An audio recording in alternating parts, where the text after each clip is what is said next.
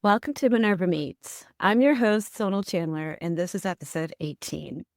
Today is also a fun milestone because it's our very first video format. So if you're watching or if you're listening, thank you so much for being here, and I'm excited to continue doing these more on video. So today we're actually going to be exploring Microsoft 365 Copilot. What is it, what it's not, and what your business can do to really take advantage of it and roll it out in your organization. So as some of you may know already, Copilot is built on the Microsoft tools that we actually use every day, like Word, Excel, Outlook. But just because it's available, it doesn't necessarily mean that every organization can just automatically turn it on and be ready for it. So, if you're really wondering about, what Copilot can do or how to get it into your organization, how to take advantage of it, then this episode is for you. And to help me break it all down, I've invited Mike Wilson to the show today. So, Mike, thank you so much for being here. Mike is actually Chief Technology Officer at a company called Interlink, which is a nationally recognized IT consulting firm. So, Mike, welcome to the show. Why don't you tell us a little bit about yourself? Thank you so much for being here. Yeah, it's a huge honor to be here, especially for the milestone broadcast to be in the first time on video, although I think you should probably pick somebody a little bit more photogenic for that one. But no, super happy to be here. Love talking about it. I definitely describe myself. If you look at me on LinkedIn, you'll see me as a Microsoft evangelist. It's a huge part of what we do and what I've done from a career standpoint. So I think when you get to the title of Chief Technology Officer, it mainly means that you've just been around a long time. But I think we both came of age within IT at similar times, and so you had an Yeah. opportunity to do a lot of different things. So I've done networking, I've done server administration, I've done development, I've done security, I've done IT leadership, and so I've done a little bit of all that stuff. And so I've seen a lot of change over the course of the industry, starting with dial-up internet. And so what's interesting about AI is that it really took us years to go through and have internet really make a big change in terms of the economy, right? And how organizations could go through and harness that connectivity to change the way that they do business. The amazing thing about artificial intelligence and Copilot in particular is just how rapid the adoption. Okay, because OpenAI with ChatGPT saw the fastest adoption of essentially any application, right, in the history of applications, which is pretty amazing.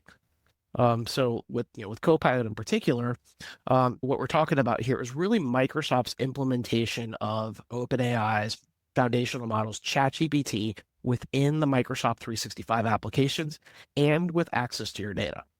Now, the challenge that we have with Copilot is that, like Microsoft, and this is, I think, one of the things that we struggle with them as an organization, is that Microsoft is great at developing awesome products. Sometimes they're terrible at branding.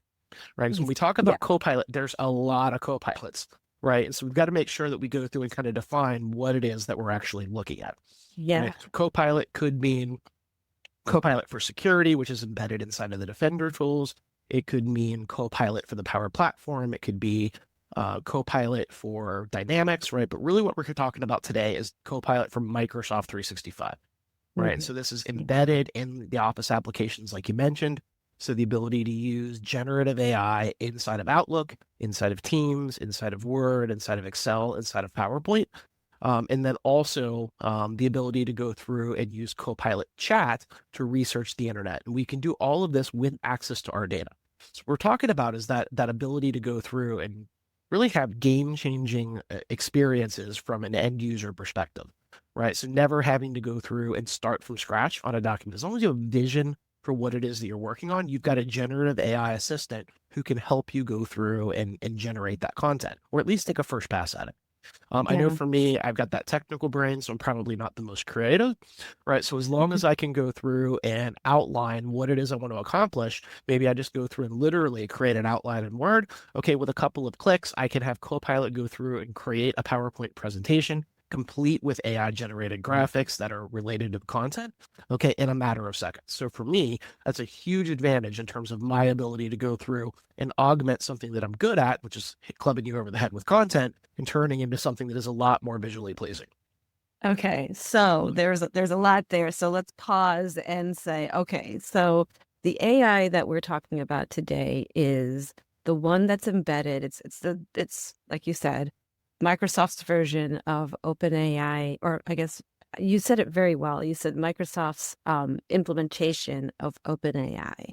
Yeah, Microsoft And has invested in OpenAI significantly and has implemented their models. So even though, I mean, it's essentially the same models that are being run by OpenAI, these are run in Microsoft data centers with a Mhm. different level of security around it. So none of the content that we're putting inside of the Microsoft Copilot tools is being used to go back and train OpenAI's models to make them better. So you don't Yeah. have to worry about that data leakage.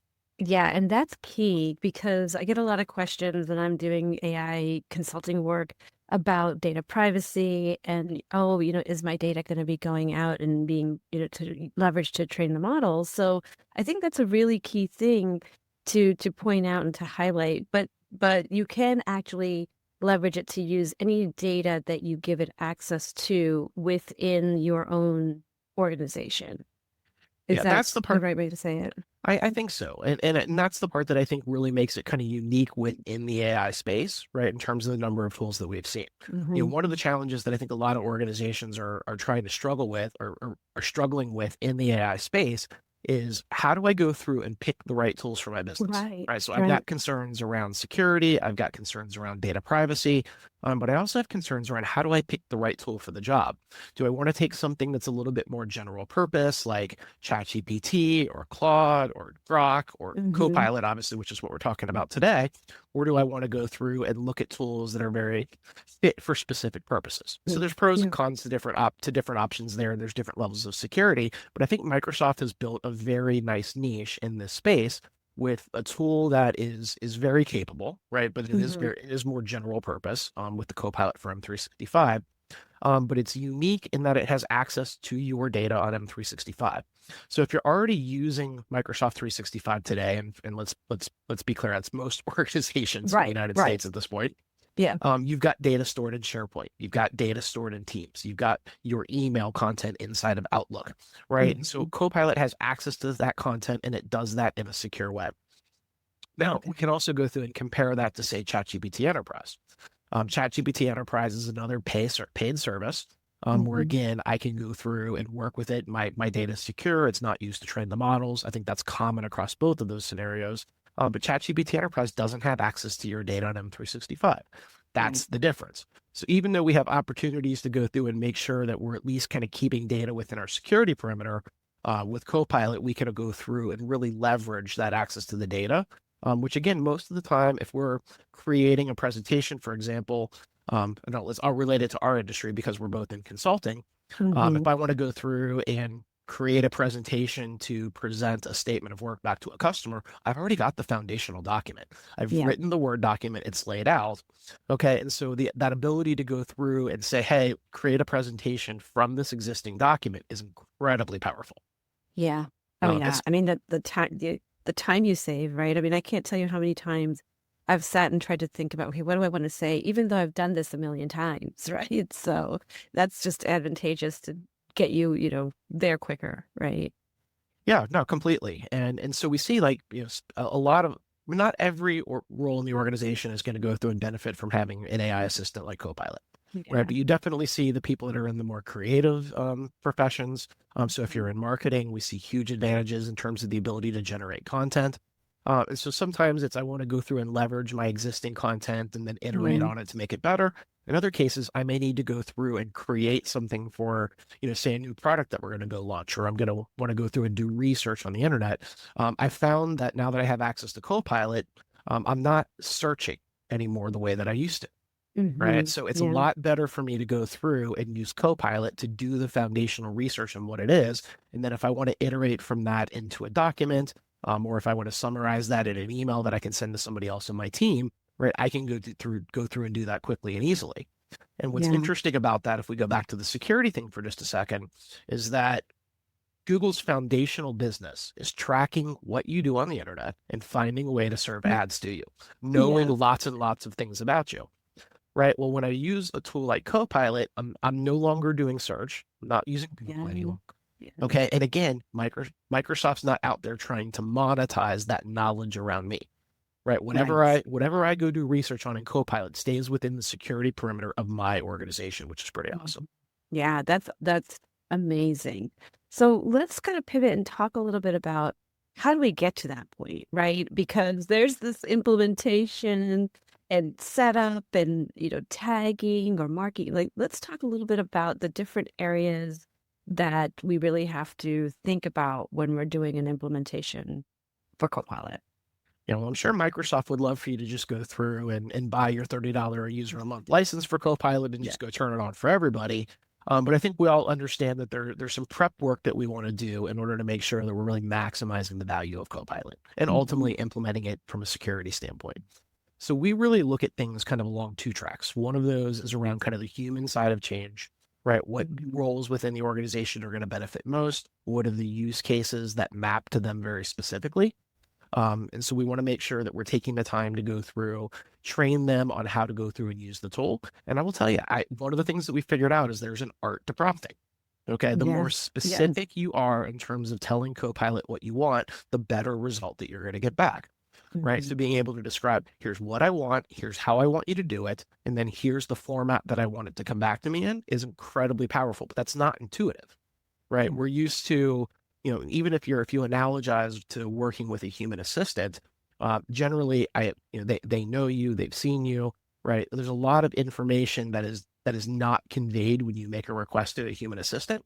That's Yeah. just assumed in the process. Copilot's not like that. All Yeah. right. The more specific you are, the better results you're going to have back. So we want to make sure that we kind of prepare for that human side of change, right? To make sure that Mhm. we're going down that path. And again, I'll make fun of myself here for just a second, right? But Copilot has two modes, a work mode and a web mode, right? The web Mhm. mode is going to be for your more general research, right? I'm trying to go through and search for something on the internet. And so I'm going to use Copilot instead and have that better experience to go through and Mhm. summarize the data back to me. Copilot for work is intended to go through and work with the data inside of my organization. And it's a toggle you have to pick back and forth. Okay. Doing general purpose research on Copilot for work is not very good, Mhm. right? Yeah. But doing it for the web is fantastic. And so Okay. I was complaining to my practice manager kind of in this area. Mhm. I was still using ChatGPT more frequently, and so they were kind Sure. of joking that they're going to slap me on the wrist every time I said ChatGPT. Great. So I went through and I said, but it's just not as good. Like, Mhm. and they're like, yes, it is. You just need to go compare it. And what I realized here was that I was using Copilot for work for something that wasn't supposed to be used for. That's not what it was intended to be used for. Sure. So I Sure. went through and I did some comparisons, and I actually did some side by side prompting of ChatGPT versus Copilot for web. It's almost identical in terms of the Really? responses. That's It's awesome. and so again, and look at me. I'm in a role where I'm very AI focused. I lead Mhm. the technology component of a technology consulting organization, and I was Mhm. doing it wrong. So if I can get it wrong, so can everybody else, Yeah, right? absolutely. So we've got to make sure Absolutely. that we're addressing that human side of things. Yeah. But then the close cousin to that is the technical side of it, right? There are Mhm. technical prerequisites we want to put in place. So especially when we're working with our internal data, the quality of that data matters Mhm. quite a bit, right? So I Sure. think every organization of all sizes struggle with data governance, Yes. right? How do I make sure that my data is kept up to date, that I'm not keeping things longer than I need to, that I don't have Mhm. 7 versions of the document, of which only one is the most recent and the good one, and that I'm not copying those in different places and different SharePoint sites and different team sites and all that kind of stuff, right? Yes. See, Yeah. Copilot doesn't know, which Mhm. is the challenge. Okay, and again, Right. especially in the small business SMB space, right? Mhm. It's even harder because they don't have the resources for some of the automations and things like that that can actually take some of that workload off of the business users who are Mhm. doing that. So making sure that we are intentional around where we're going to go through and point Copilot at for data. By default, it has access to everything, but maybe we start with a subset of our sites, right? That we take some Yeah. time to do some cleanup on, right? We really want to make sure that we're pointing Copilot at the best data in our organization, right? Yeah, the example that I always like to give around this is if you look at my iPhotos on my iPhone, I have like 50 probably versions of one picture, that Yeah. we've taken like, really quickly and trying to just clean that up, right? Just do that. Go through it, delete the things you don't Yeah. need, get organized, right? Yeah, that's no, and honestly, that's a great analogy, right? So if Mm, if I wanted Copilot to help me find a picture of a given uh right. topic, right? Which one do you want it to use? How does it know?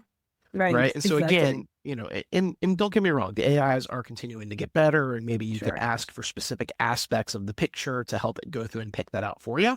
Hmm. But again, right, the more that as humans we take the time to go through and clean up our data before having AI interact with it, the better the results that we're going to get back from it. Yeah. And I may have to steal Completely. that Yeah. analogy, by that way. Yeah. Oh, please, please do. And I I'll don't, and even I'm, give you my photos because there's a million of them. You won't. I always think about like I need to get this really organized, and I just yeah, it's bad. yeah. Well, my challenge is the accidental screenshots that I take when I'm trying to go through and change the volume or something. And so I've probably got 100 different versions of the screen sitting in there as well. So it's Yeah, frankly embarrassing for someone to go look at.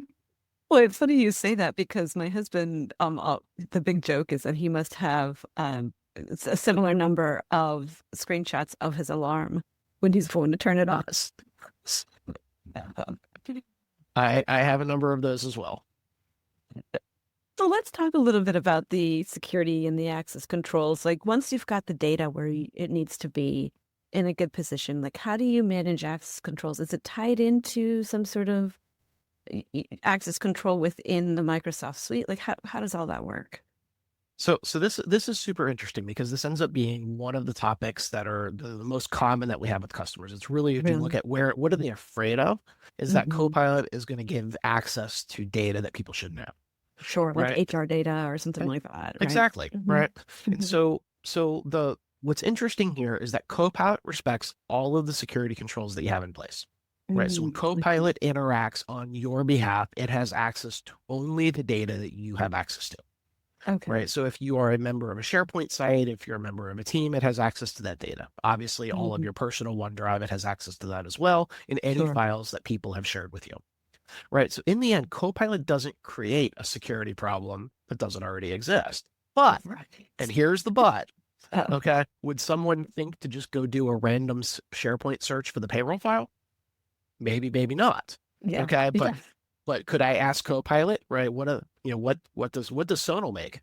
Right. Right. And it Right. has access to the information. It'll go get that answer for you. Really? Right. Oh, wow. Yeah. Okay. Yeah. But it's all based on what data you have access to. Right. So Sure. if you have a challenge with oversharing in your organization, so let's say if you go through and you think about Microsoft 365 sharing for a second, the Hmm. default scenario is I have to go through and pick the person I'm going to share with. Okay, so when I right Yeah. click and I choose share, right, then I have to go Yeah. select who it is. But there's an option there to share with the entire organization Yeah. or an option for everyone. What Hmm. I've seen a lot of organizations do is that set the default to be shared with the whole organization, Hmm. right? And then Yes. they forget about it. Right. Okay. And so a Yeah. lot of times you end up with potentially sensitive content, right, that is shared with more people than it should. And again, Mhm. AI doesn't create this problem. The problem was Right. already there before, but now that people have this tool that does a much better job of searching and finding data in your organization, and Hmm. maybe they're just while they're playing with it, they're going to go test the limits. Now you have a problem. Yes. Yeah. I was just going to say, it's interesting because from a security perspective, um, sitting down with different clients and talking through, explaining least privilege and going through the idea of, okay, well, who needs access to what is a really hard exercise for people, right? It Because is. there's a little bit of I don't want someone to feel bad that they don't have access to something. And I'm just like, forget about that. Don't worry about that. So I don't know if you've come across some of that in this type of journey as well. Yeah, we definitely see some of that. Now, Mhm. obviously not with particular sensitive data, but again, going Sure. back to the Yeah. data governance side of things, people aren't always good at putting the data in the right place, Yeah. right? And that Yeah. becomes the challenge. And so Yeah. so we have a few things that Microsoft has tried to do to make it easier for organizations to kind of help in that space. So the first is they, let's say it was pretty close to the beginning of this year, Microsoft added licensing for SharePoint Advanced Management, okay, into Hmm. the Copilot for M365 license. So this Gotcha. previously was a $5 per user per month add-on, but it gives you access to a number of reports that let us go through and do things like identify where I have oversharing in Oh, place in my wow. organization. Yeah. And so it gives you like a pretty consolidated way to go through and see where I might have risk, okay, with that Hmm. oversharing of data in the organization. plus a number of tools to help us go through and make sure that we identify who are site owners. It gives you kind of a foundational way to go through and identify where I have risk in the organization, right? So I Mm. think that's huge. Yeah. If you're going to do Copilot adoption, that's a great way to go do it. Yeah. That also enables the ability to help us go through and kind of select which sites Copilot's going to have access to, right? So Oh, again, kind of nice. going back to what I said before, we don't maybe we don't want to turn it. It's going to take time to go through and Mm-hmm. do some of that data cleanup. So Sure. maybe I'm only going to point it at a handful of sites initially, right? Mm-hmm. So I've got Yeah. that ability to kind of turn on and off right now, Yeah. which Yeah. again, we didn't have a year ago, to go through and give organizations a little bit more comfort kind of rolling that out. Right. Right. Right. And then the other thing I would point out is that depending on your licensing, you may also have access to some of the purview features, okay, which are really Okay. focused around data security, data governance, Mm-hmm. compliance, that can help us identify sensitive information types. So maybe where I have personally identifiable information, health Mm-hmm. information, social security numbers, things like that, to identify and automatically label that data, right? Oh, Which wow. then we can Mhm. either exclude from Copilot or ensure that any Copilot produced content also inherits that label as well. Interesting. Super cool. And is this, so do you have to put in parameters or does it automatically, like, Yeah, does it kind of know? Well, then you can, it's going to depend on your licensing level. For I think most organizations in kind of the SMB space, we typically see business premium as kind of the yes, foundation yeah, because yeah, so it includes a lot of baseline security as part of that. In that scenario, you're going to have the ability to apply a sensitivity label manually, but you're not going to have that automation to go find it for you. got it. Okay, got No, it. there Yeah, there are yeah, yeah. upgrade licenses that can obviously go through Yes, into that. yes. Very cool, very cool. What about change management? I mean, you talked about the human, the human side of this whole implementation. Tell us a little bit about how that goes. Yeah, I think so. So again, that's super important, right? Because we want to make sure that with this, one, we want to make sure that people understand and can use the tool effectively, right? And then Mm-hmm. second, we want to make sure that continues to be used on an ongoing basis, right? Because we Yeah, definitely see the scenario where people go through and they give them a license, they go try it a few times, they don't know how to use it, they don't get a good response as a result, and then they yeah, stop using it. Right. So yeah. we want to make sure that we're monitoring that over time, and there's dashboard stuff to help us go through and understand that built in. Mm-hmm. Yeah, And then on an ongoing basis, we want to make sure that we're then able as an organization. Why do I invest in an AI tool? Well, I right. want to make my Yeah. people more productive. Well, why do I want to make them more productive? Because they can do more stuff. Okay, so if I take a task that someone now has an extra hour per day because they're using Copilot, well, what else are they going to do with that time? How do I repurpose that in a way to make my business more productive and more valuable? Right. So Mm-hmm. all of that is kind of tied into those change management conversations and Yeah. something that I mean, I know you do a lot of strategy advice for organizations, Yep. right? Yep. You got to be able to go through and define where does the ROI come from? And that Yes. ROI comes from that time that we have now freed up for those folks. But if I Yeah. don't have a strategy for then I to go do something productive with it, right? All I've done is I guess maybe I've made it a little less stress on those people. I mean, that's good. Right. So, Right. Yeah. And then there's the upskilling too, right? Because some organizations may have a generation or workforce that hasn't necessarily, dabbled with technology as much as perhaps the newer generation. And so, taking the time to get them comfortable to a point where they can actually leverage the technology and not sort of run from it too, right? change is hard. It is easy to Yeah. go through and fall back into habits. That Yes. Oh they're yeah. well worn. I mean, we've got muscle memory. We've done the same thing for forever and ever. I mean, just Mhm. look at one of the things that's interesting here is Microsoft rolls out updates to applications. Changing the interface a little bit can set people back from a productivity standpoint for weeks.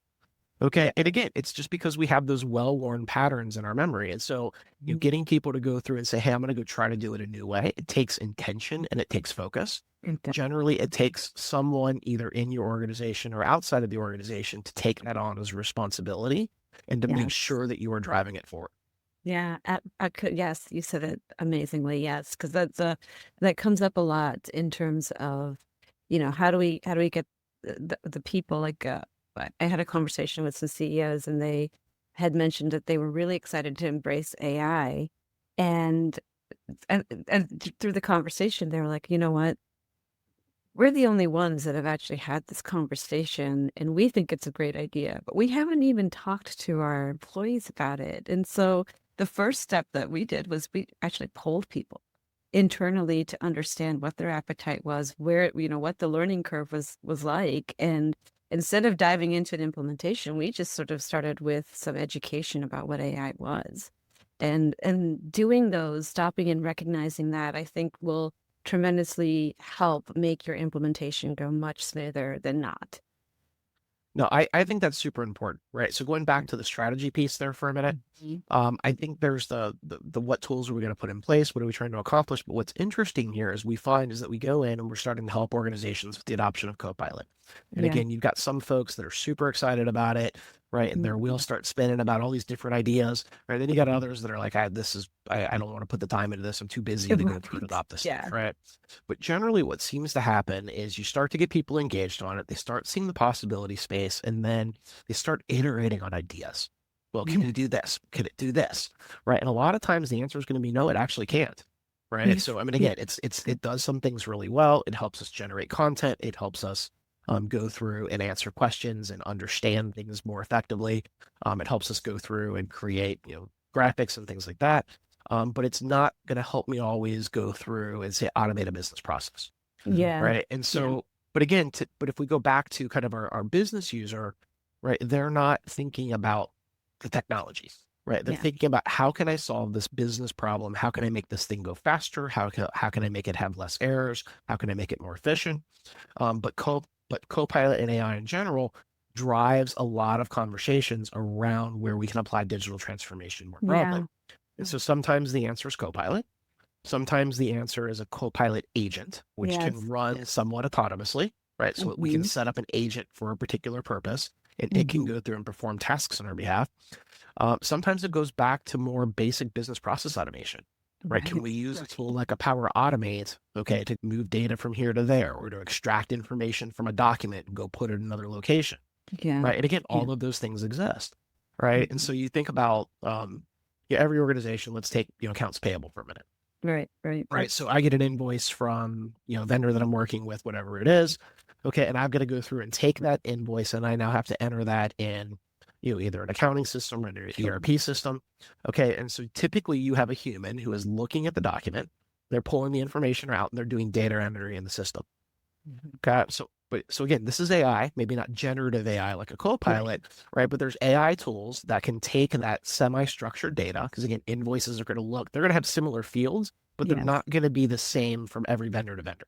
Right. They're going to have their own versions. But there's tools that can go through, extract the information from that semi-structured data, pull out the invoice number, pull out the vendor name, pull out the amounts, okay, and can then take that data and we can push it into a particular system. So that's an automatable process, but most organizations don't know that exists. But then you start talking to them about Copilot, and they're like, well, can it do this? Like, well, no, but, right, we can go through and use, in that case, it would be, with Microsoft's version of it, with the Power Platform, Power Automate and SharePoint Syntax can do that document extraction. Okay. In an automated way. So it's really cool because you start getting into these scenarios where it really wasn't Copilot, but the fact that we've started driving this adoption has unlocked other possibilities for the business, which is really absolutely right. Like really just brainstorming and having those discovery sessions, if you will, right, to talk about the possibilities, because you don't know what you don't know. And that's why people like you and I exist, so that we could actually help in that journey and bring those ideas to life, right? No doubt about it. Yeah. And so you mentioned prompting and getting really good at prompting in the training piece, and any more to add in that space? Yeah, I think so again, it's all somewhat related here, right? But what we try to help organizations ultimately go through and do, and so I mentioned before that it helps to have someone who is leading this, whether it's inside the organization or out, but someone whose job it is to make sure that we're moving forward with it. But ultimately, what we try to coach customers to do is to build a community of practice. Right. So we want to get people that can be champions for this within the organization. And so a lot of times that starts with having a team inside of Microsoft Teams that's dedicated for AI adoption, right? That's where we go through and we publish some of our usage data, right? But we want people to interact in there and be able to share their particular use cases. right? We can actually go through and take some of that information. Microsoft has prompt libraries that you can use that Microsoft has kind of captured over time. We Mm-hmm. typically add some of that stuff for our customers based on some of the things we've seen, right? But you can Mm-hmm. actually share that internally as well. If you have a prompt that works well for you, we want to make Yeah. sure that you're sharing that with other people in the organization, right? Yeah. And so taking that time to go through and try to drive that kind of self-reinforcing community of practice, right? But that also gets other people to have just more literacy kind of within the AI space, right? It Yeah. helps them go through and start to understand some of the possibilities. And then again, that's where you start really seeing the value, because then you start finding other use cases across the business that you can then go through and really kind of drive the value and the ROI on the investment. Absolutely. And I love the idea of this internal or, external prompt library. I mean, there's so many online, right, that you can just pull from Yeah. too. But really that's this knowledge base that you're creating internally, and to be able to leverage that to do searches, to create things, it's just, I think, such a valuable asset to build internally. Yeah, no, I agree completely. What we really don't want is for the data to become siloed, right? Yeah, So we're doing our best to exactly. just Yeah. not see that more broad adoption across the organization. Absolutely. Yeah. So this is the next thing I wanted to talk to you about was the licensing piece and the technical side. Now, this is a piece I will admit that always confuses me. So please enlighten us here. Oh my goodness. I have a love-hate relationship with Microsoft licensing. Yes. In a lot of ways, I mean, it's I think Microsoft has an incredible value proposition, right, that they Mhm. bring to market with Microsoft 365 and the various services that are part of that, especially in the SMB space. The business plans, business standard, business premium, which Mhm. are available for up to 300 users on a given tenant, are absolutely incredible value for the prices. Yeah. Yeah. Business premium, for example, includes a lot of foundational security. It's $22 a user a month. And Yeah. if you try to compare building a stack of technologies with something that is non-Microsoft, you're going to pay a lot more for it, Sure. right? But it is complex, right? The Yeah. downside of this and Microsoft bringing so much technology into these bundles that they have is that there's a lot of complexity in terms of trying to figure that stuff out. Now, Yeah. we've built a business off of helping customers go through and navigate that. I like to think of it like a few things, right? So first is I'm typically going to want to have my foundational productivity tools, so my email, my personal document storage in OneDrive, Teams, SharePoint, that kind of stuff, Mhm. right? I want to have that solid foundation. For most organizations, that's going to be business standard or business premium. That's going to provide Mhm. that. If you're larger, you're looking at some of that E plans like Microsoft Mhm. 365 E3, right? And that becomes kind of that foundational layer, right, to store the data on M365. Yeah. Second thing is I want to start to look at my security posture, right? And Mhm. again, typically things like multi-factor authentication, our device management is we want to have built into that. And so again, that would be business premium or E3, again, as well. Mhm. Typically those are included. Those are both going to make sure that we have the installable versions of the Office apps, right? So again, from Mhm. a Copilot standpoint, I want to make sure that I can use it inside of Outlook, Teams, Sure. Word, Excel, etc. So we have that. And then I need to build Copilot on top of that, right? So that's Yeah. a $30 a user a month, which I've had some organizations go through and say, well, with business premium is 22, how is Microsoft going to charge me $30 per user per month for Copilot? Yeah. And I'm like, well, that's only about 70 cents per business hour worked. Okay. Yeah. And in the Right. end, the licensing may feel it's expensive, but you know what's expensive? People, Yes.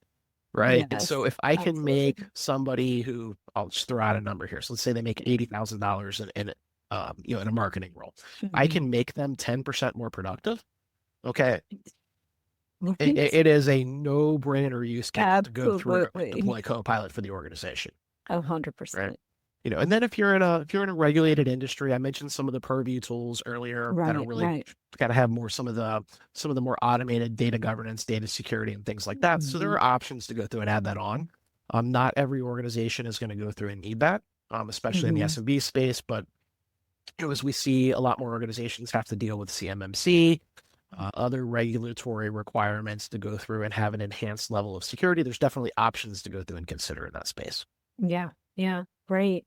Well, I know you guys have a really great resource on your website, which I'll link to in the show notes, that kind of talks about all the different licensing. So I've studied that, and truth be told, I've stolen it from you guys as More well. than welcome. We try to, it's not designed to go through and give you every single Right, detail about it, but it's right. going to give you all of the things that organizations use to make a decision.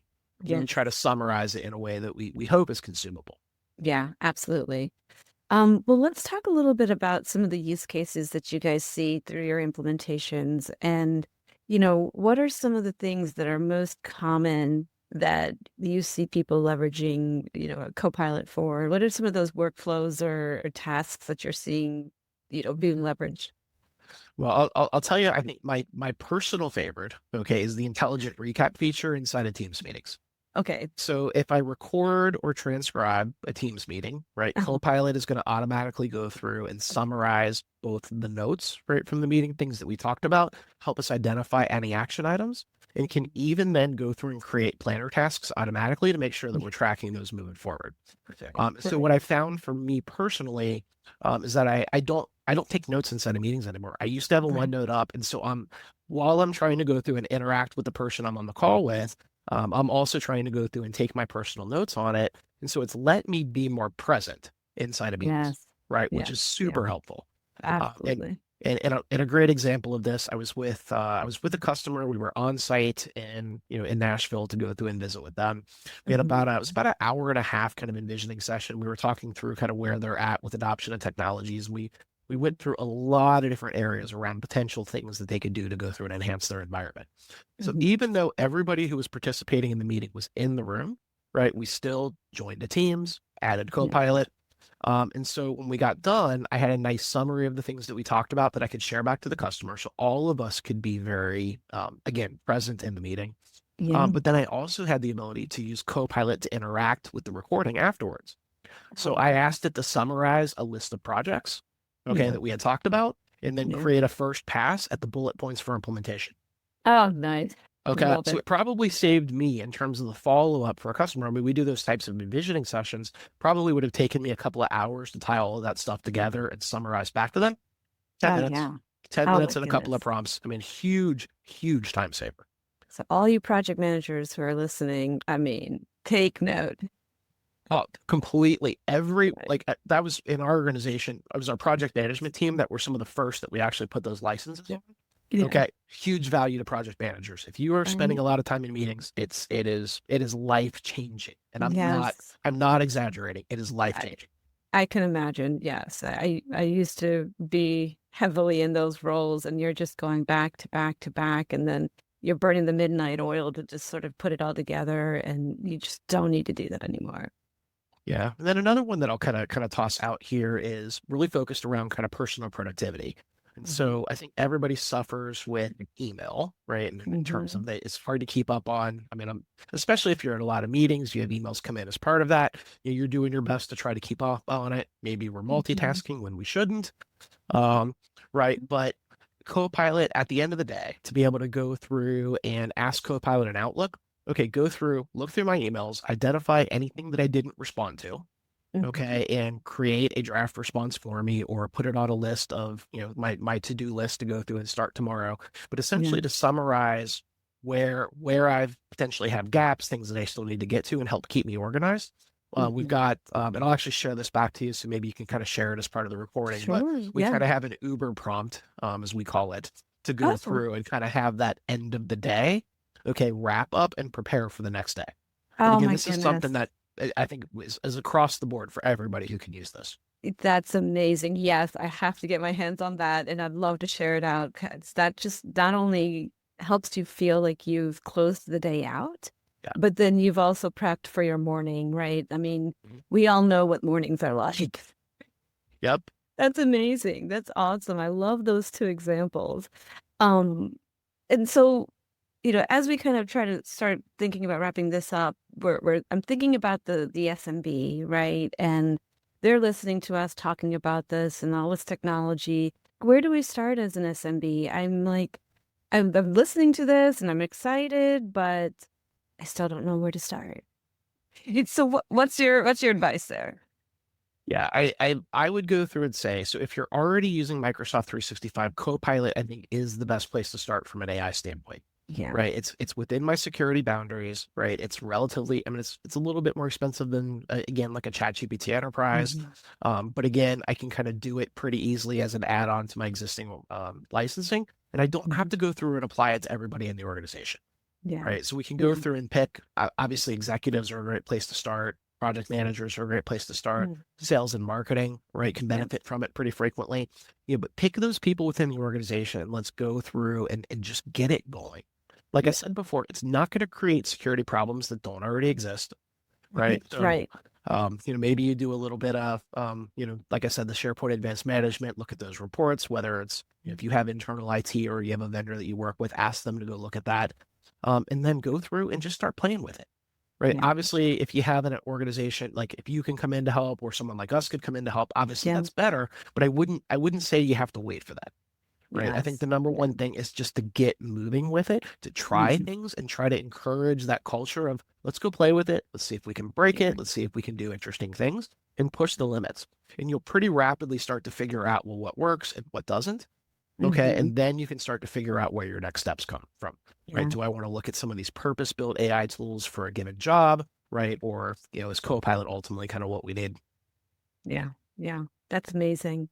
Well, some takeaways here. So I always like to ask my guests to, give me some takeaways that people can who are listening or watching can walk away with from this discussion. So I'm putting you on the hot seat, Mike. Why don't you give us a few? Well, part of what's driven the adoption of the AI tools is a little bit of FOMO, that fear of missing out, Yeah. right? And so, and there's truth to this, right? So if you're not doing AI, there is a very, very, very good chance that your competitors are. Yeah. Right. I read a super interesting article, it's a couple years ago at this point from the Harvard Business Review, and it was talking about algorithms as a competitive differentiation. So they were talking about Mhm. Amazon in particular, and how much of their value in an organization, okay, was basically on the technology foundation on which the organization is built, how they have codified business processes Mhm. inside their software that they have built as part of that. Enormous competitive advantages built up into that. Right. And so AI is the ability to go through and ultimately do a lot of those things today. Right. If you're not Mhm. putting AI in place now, your competitors are, and that is an immediate competitive advantage. Yeah. Right. Yeah, So, absolutely. so I think Yeah, it's just I wouldn't make the perfect the enemy of the good. Right. If you can get absolutely. started with this, go get started on it right away. The security is important, but you can catch up on that if you have to. Yeah, and if you follow Ethan Mollick's, co-intelligence and just everything he writes, he always talks about how AI is the great equalizer, right? And Yes. it's really going to change our workforce, but if you're not taking advantage of any of it, trust me, your competitors definitely are. And if you don't have a strategy internally, your employees are using it on their phones. Everyone's using it. So, why not just bring it to the forefront and just take advantage of it? I think it's super important to give them an outlet that is approved, right? Because Yeah. otherwise they're going to go through and they're going to be using tools and you don't know what's there. And Yeah. you're not, no one's in a scenario where they can put the genie back in the bottle. It's not going to happen at this point. So let's go Yes. through and say, hey, we have all this energy, we have all this excitement. Let's direct it in a place that is approved, right? That we have the ability to Mhm. monitor, that makes it easy to secure, right? That Yeah. we can be comfortable that we're using AI responsibly in our organizations. Absolutely. And the one thing that just kind of popped to my mind is if I had to choose between an organization that was embracing these new technologies versus someone that was running from them, I think I would want to be with the one that was more up and coming and willing to explore and experiment. Just Yeah, my take. well, I think that's spot on. So Right. from an HR perspective, if you're out there recruiting, Yeah.